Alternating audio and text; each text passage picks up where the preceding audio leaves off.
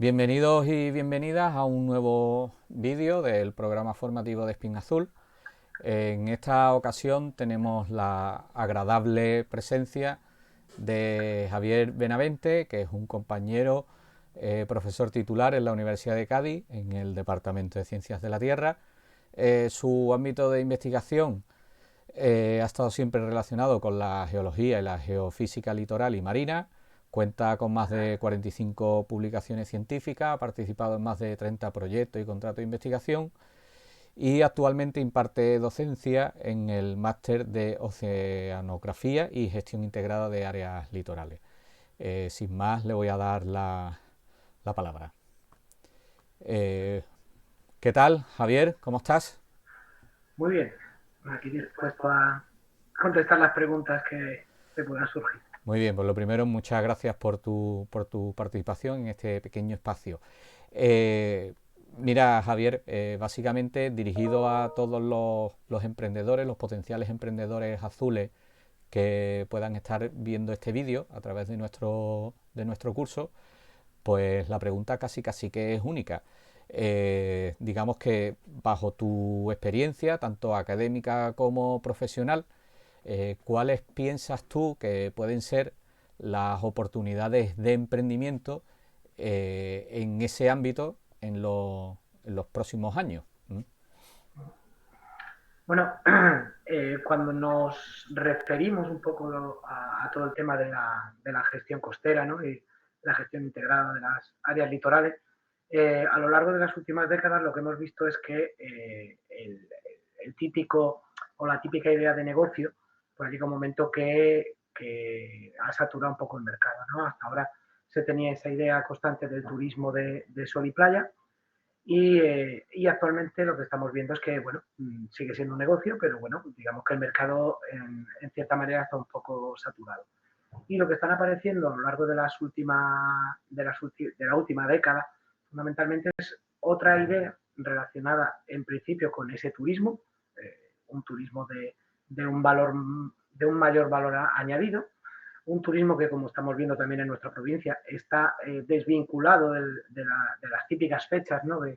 De llegada de turistas, ¿no? Que era como era el verano, y se está desplazando a otras actividades que van desde el turismo de deportes, fundamentalmente en nuestro caso referíamos deportes náuticos, el turismo cultural, ligado también al mar, ¿no? De hecho, hace poco había una iniciativa sobre el turismo ligado, por ejemplo, a los yacimientos o a los pecios, ¿no? Ese turismo arqueológico subacuático, pero también nuestro patrimonio costero, y un turismo que está cobrando cada vez mucha más fuerza, ¿no? Ligado al medio ambiente y centrado fundamentalmente a la observación de aves, ¿no? Es lo que se denomina turismo ornitológico, que además, como ya tienen experiencia en otros países de nuestro entorno, fundamentalmente Francia, es un turismo de muy alta, podríamos decir, de alta gama, ¿no? Es un turismo que tiene un valor añadido mucho mayor que el turismo normal. Esto con respecto a esas ideas, ¿no? Tradicionales, por así decirlo, del sector de negocios, ¿no? Pero luego, no solo a nuestra costa en el sentido de playas, dunas, ¿no? Esas costas arenosas que tanta gente atrae, tenemos las nuevas ideas de negocio vinculadas a, en nuestro caso, nuestros humedales, ¿no? Nosotros vivimos inmersos dentro de un parque natural como es la Bahía de Cádiz, donde desde hace más de 2 siglos la explotación tradicional y además con una economía muy rentable hasta mediados de los 50 fue las salinas, ¿no? Y lo que hizo transformar prácticamente todo nuestro territorio. Una vez que en los años 50 llegaron los frigoríficos, esa sal dejó de tener ese valor tan grande y dejó de ser, por así decirlo, un negocio tan rentable y poco a poco fue perdiendo interés. En los años 80 llegó la acuicultura, una acuicultura que vamos a llamarlo tradicional, centrada fundamentalmente en lubina y dorada, que también tuvo sus grandes beneficios, pero muy rápidos, ¿no? Y posteriormente pues dejamos de ser competitivos con otro tipo de cultivos marinos en jaulas, ¿no? Como se hace en el Mediterráneo, y por tanto se empezó también a abandonar este tipo de cultivo. Sin embargo, ese territorio lo seguimos teniendo ahí. Ese territorio transformado, las antiguas salinas, muchas de ellas transformadas en explotaciones extensivas, semi-extensivas de acuicultura, siguen estando ahí, ¿no? Y ahí es donde están naciendo las nuevas oportunidades de negocio. Oportunidades de negocio que tienen que ver, por un lado, con productos de alto valor añadido, me refiero, por ejemplo, volver a la explotación de la sal, pero como se hace en otros países, sin ir más lejos, en Francia o en Italia, o incluso en nuestro propio país, como están haciendo las salinas de Ibiza, donde lo que se produce es una sal de alto valor con el marchamo de sal ecológica, porque además lo que nos permite es mantener una serie de salinas tradicionales que a su vez son el soporte de una alta biodiversidad, una biodiversidad que además entre muchos autores ya se ha descrito como una biodiversidad incluso mayor que el de una marisma natural, ¿de acuerdo? Y por otro lado, tenemos la capacidad de empezar a vender o a sacar valor aunque sean esos cultivos tradicionales de lubina o de dorada, pues que al igual que se ha hecho, por ejemplo, siempre pongo este mismo ejemplo, ¿no?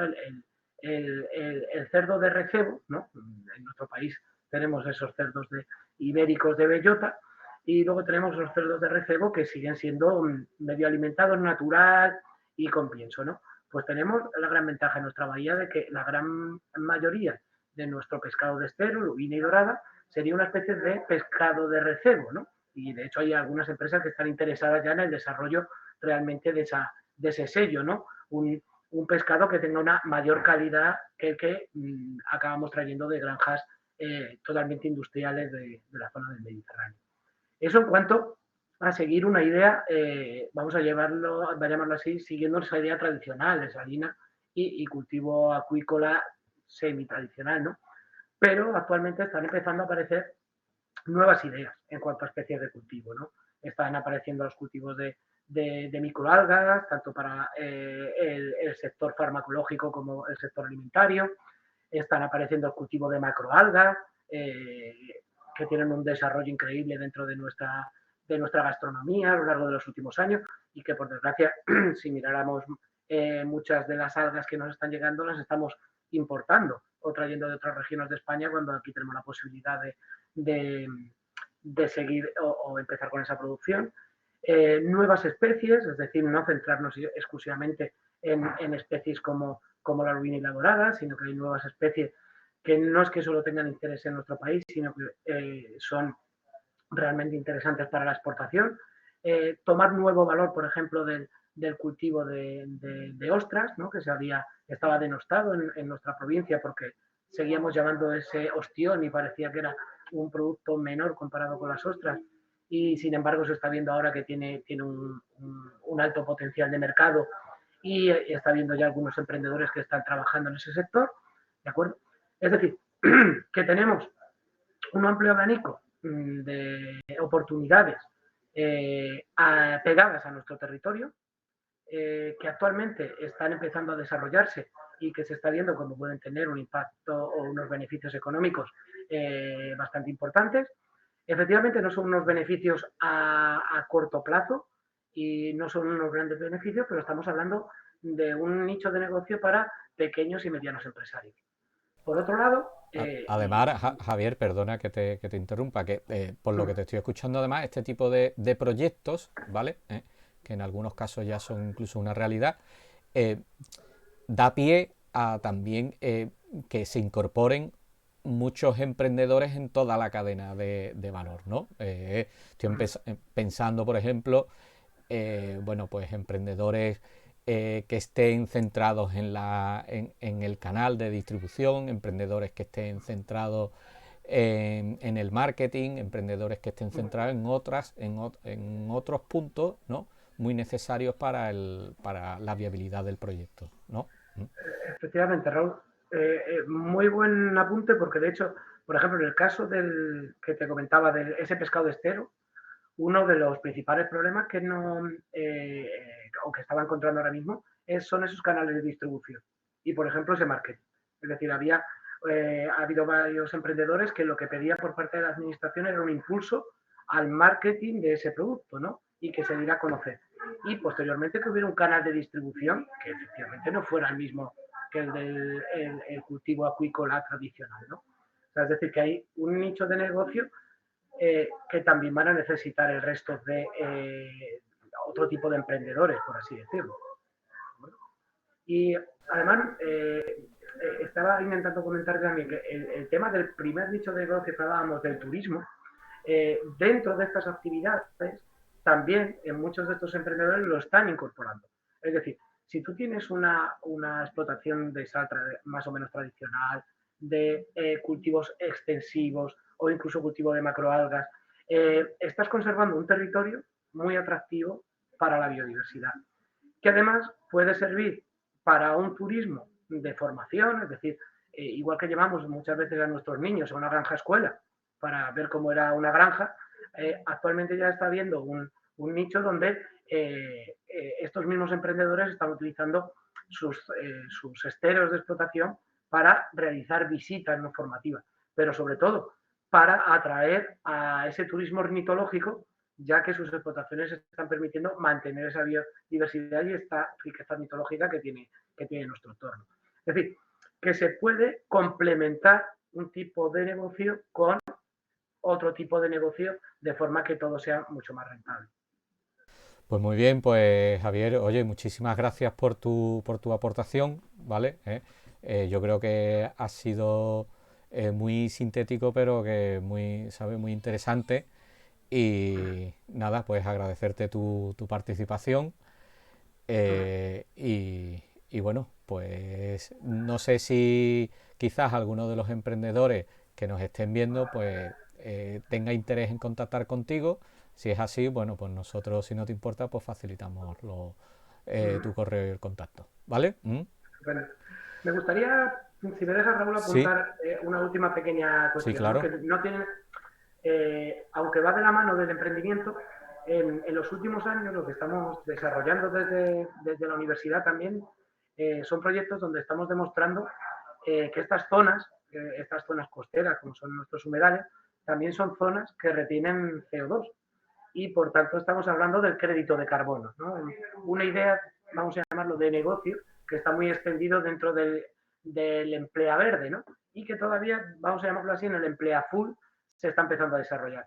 Que incluso simplemente para animar a esos emprendedores sepan que ya se está poniendo precio a esos créditos de carbono full y que en un futuro no muy lejano, en los próximos 2 años seguramente, ese tipo de negocios también puedan contar con un crédito azul, es decir, que dentro de sus balances puedan incluir también esa retirada de carbono que permita que su negocio todavía tenga un balance mucho mejor desde el punto de vista económico y sostenible. Y está claro que todo el tema de registro de huellas de carbono, etcétera, etcétera, se va a potenciar muchísimo en los próximos años, ¿vale? Y como bien dices, pues claro, ahí van a surgir oportunidades como estas que estás hablando, de los Sí. medales y de los créditos. Muy bien, pues Javier, pues muchísimas gracias, me reitero y nada, oye, seguimos en contacto, ¿vale? Muy bien. Un saludo. Hasta luego.